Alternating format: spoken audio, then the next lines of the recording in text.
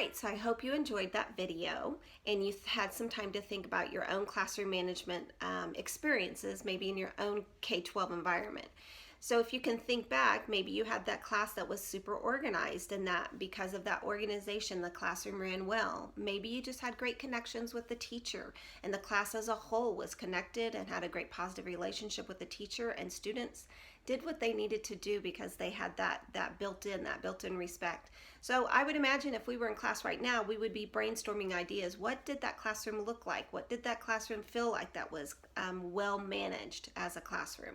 And I would expect to hear some of those things like respect and possibly organization, that students felt connected, that the lessons were engaged. Those are typically some of the things that we hear.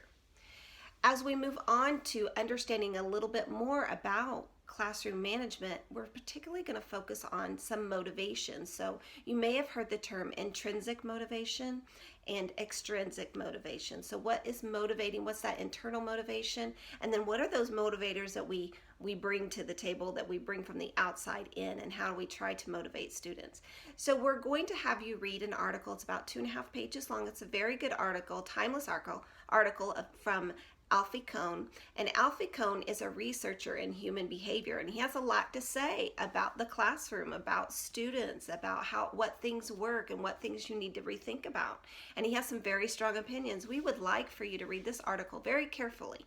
And as you go through and read the article titled "The Risk of Reward." So automatically we're thinking, wait, aren't rewards a good thing? Well, yeah, they can be a good thing, but there's some risk associated with rewards. And so we want you to understand both the great things about rewards and maybe a cautionary tale about using rewards in the classroom and how to use them effectively.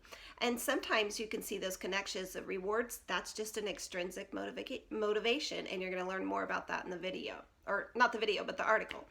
And so as you read through the article, you will be able to flip back and look at that article, or again, it will be loaded in Blackboard. You could print it out if you wanted to, or just open it maybe in another screen. But you're going to be answering some questions regarding that article and about some of the basic foundation of theories that AlfieKohn presents to you. And we would like for you to go through and answer those questions. Most of them are open-ended. Actually, I think all of them are open-ended questions. And at the end, you'll have a time to reflect about what might you do in your own classroom, in your future classroom, that connects with kind of the learning that you understand here, but also with your own personality of what you feel like runs a good classroom. We are confident that you can learn to be a good classroom manager. It's not really the easiest thing ever.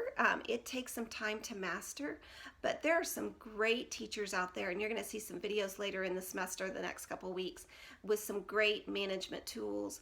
And I would encourage you to just absorb it all like a sponge now, so that when you're ready to go out into the classroom, that you will have those tools in your toolbox and be able to be successful at classroom management.